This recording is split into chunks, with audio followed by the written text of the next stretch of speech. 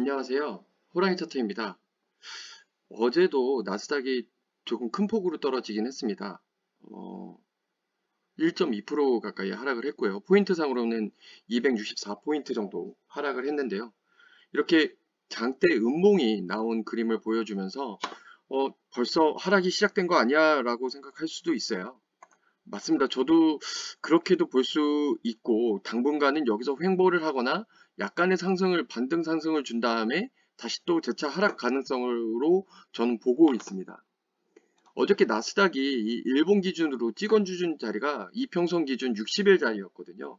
여기를 지지하는 모습은 나오긴 했습니다. 이전에도 그 10월 31일에도 큰 폭으로 하락했지만서도 여기 60일 자리를 좀 지지하는 모습을 보이면서 다시 반등에 성공했었거든요.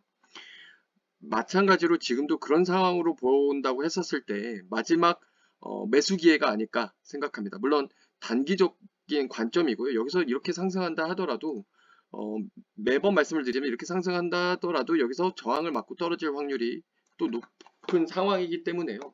매매를 하신다 하더라도 굉장히 주의 깊게 매매를 진행해 주셔야 될 것 같기는 합니다. 마찬가지로 TQQQ도 그런 면에 있어서 60일선을 맞고 이 상승하는 다시 말아올리는 모습을 보여주기는 했습니다. 그래서 나스닥 선물과 같이 TQQQ도 어제는 굉장히 한 4% 가까이 떨어지는 모습을 보여주기는 했지만요.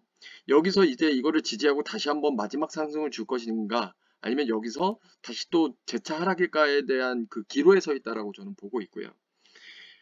오늘 만약에 여기서 상승해가지고 요 하단 추세선을 다시 위로 탄다던가 하는 모습을 보여준다고 하면 마지막 상승을 또는 1에서 2회의 상승을 기대하셔도 좋을 거라는 생각은 들고는 있습니다. 그래서 조금 위험을 감수하고 공격적이신 분들은 하나의 매수 타이밍으로 보셔도 저는 괜찮다라고 생각을 하고 있지만요. 반드시 손절선은 기준을 세우셔서 지켜주셔야 될 것 같다는 생각은 하고 있습니다.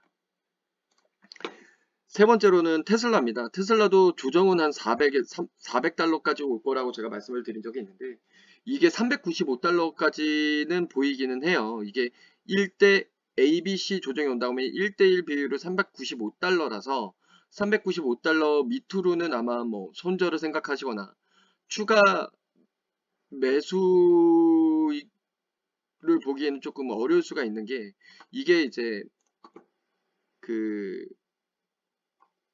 4차 조정이 생길 수도 있거든요. 그래서 이게 하락 전환으로 와서 깊게 조정이 올 수도 있기 때문에 거기서 매수를 보는 것들은 굉장히 좀 부담스러울 수는 있습니다.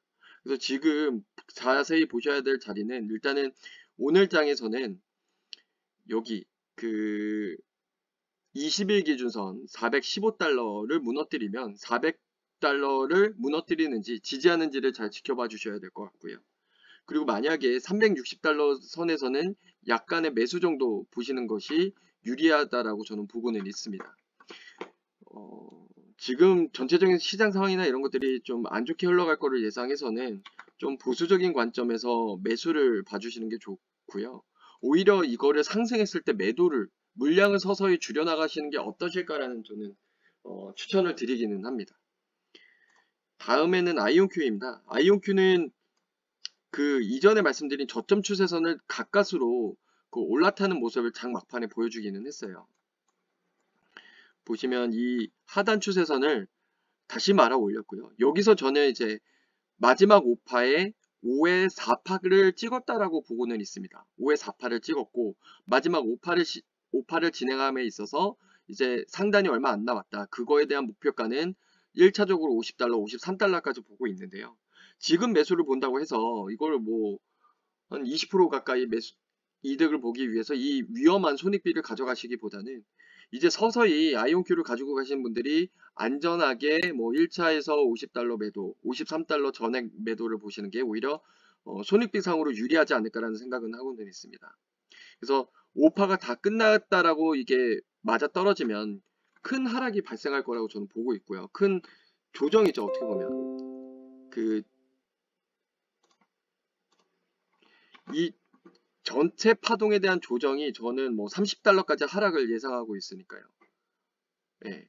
30달러 또는 더 깊게 내려온다고 하면은 이제 뭐 24.7달러까지 내려올 걸로 감안한다고 하면 지금 매수를 보는 거는 손익비적으로 굉장히 안 좋은 자리입니다. 그래서 정말 이 10에서 20%를 잠깐 먹기 위해 위험을 감수하고자 한다면 손절선을 굉장히 잘 잡고 들어가셔야 되고 그 자신의 기준에 따라서 잘 매도와 매수를 진행해 주시면은 그나마 조금의 이점은 보시지 않을까라는 생각은 하고는 있습니다. 그 다음은 엔비디아입니다. 엔비디아는 오래전부터 제가 말씀드린 이 고점 추세선을 뚫고 내려와 지지하는 모습을 보여주고 있고요. 여기서 다시 올려준다고 하면은 그리고 이 주황선 있죠. 이 주황선도 오래전부터 그어놓은 1차 파동과 2차 파동의 시작점을 연결해 놓은 상황입니다. 그래서 이게 깨지는 바람에 좀 엔비디아가 안 좋아질 거라고 예상을 했었으나 이걸 다시 말아 올렸고 상단 추세선의 상단을 리테스팅하는 모습을 보여주고 있거든요.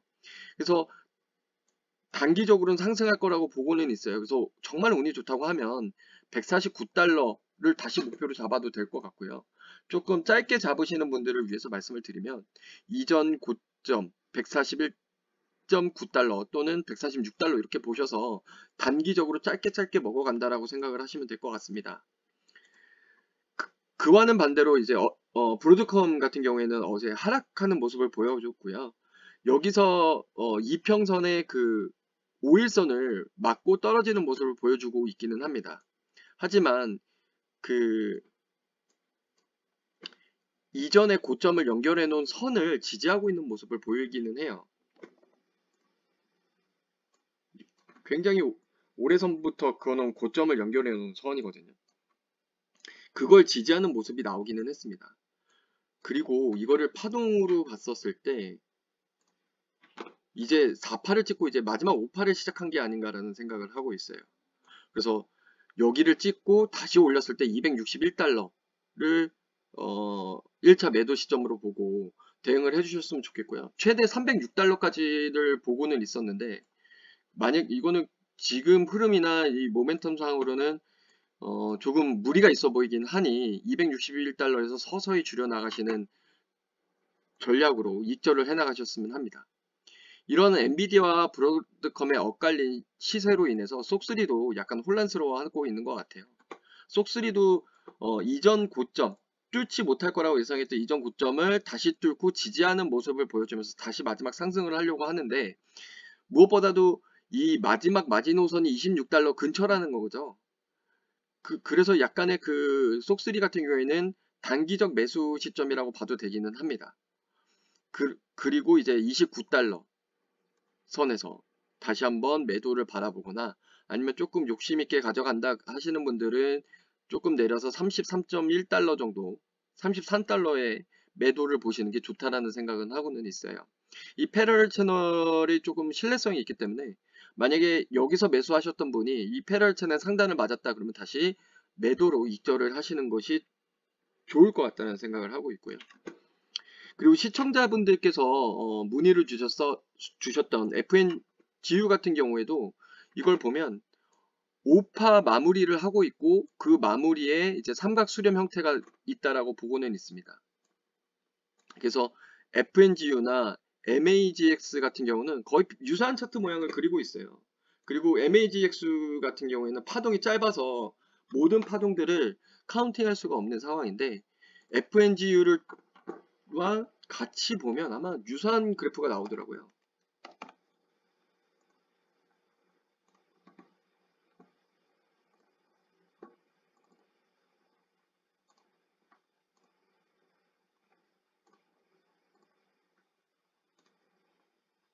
그래서 보시면 이걸 조금 조절하면 이 빨간 줄이 MAGX고요. 지금 봉 차트가 그 FNGU입니다. 그래서 거의 유사하게 일치하는 모습을 보여주고 있어서 같은 흐름을 보여주지 않을까라는 생각을 하고는 있고요. 그런 관점에서 봤었을 때 일단은 FNGU 같은 경우에는 5파 상승이 모두 끝난 것처럼 보인다. 그리고 그 삼각 수렴에서 삼각 수렴을 마무리해서 하락하는 모습을 예상을 하고 있어요. 이렇게 삼각 수렴을 해서 하락하는 모습을 예상을 하고는 있습니다. 그래서 5파가 끝났기 때문에 ABC 조정이 와야 되거든요. 기본적으로. 그래서 이걸 피보나치로 보면 뭐 크게로는 뭐 450달러를 다시 내려와야 되고요.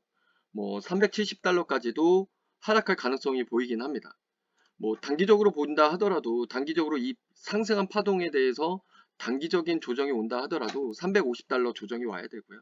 거기서 478달러 조정이 와야 되니까 여기서 다시 상승하는 걸 잡을 수도 있겠지만 오히려 그 지금에서 이제 매도를 보시고 다시 또 상승했을 때 매도를 보시는 것이 유리하지 않을까라고 보고는 있어요.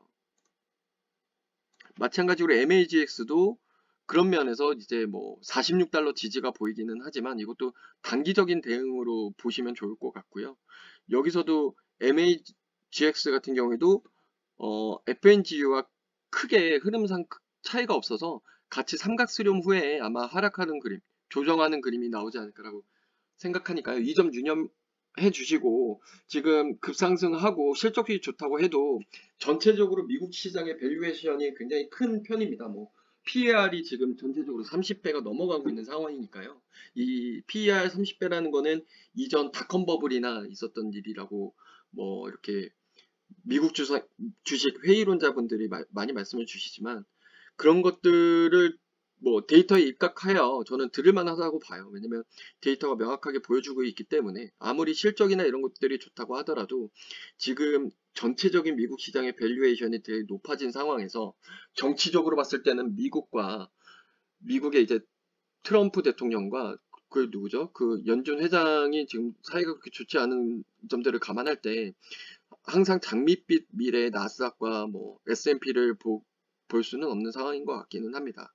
그래서 지금은 서서히 물량을 줄여 나가시는 것이 아무래도 자산을 지키는 데 좀 유리하지 않을까라는 생각을 하기 때문에 이거는 뭐 저의 개인적인 의견이긴 하지만요. 뭐 저도 많은 데이터를 여러 방면에서 보고 있으니 뭐 참고를 해주셨으면 하는 바람이 있습니다. 어, 미국 주식 시장이 이렇게 어려워진다 하더라도 여러분만큼은 그리고 이 방송을 시청하시는 여러분만큼은 항상 익절하시길 바랍니다.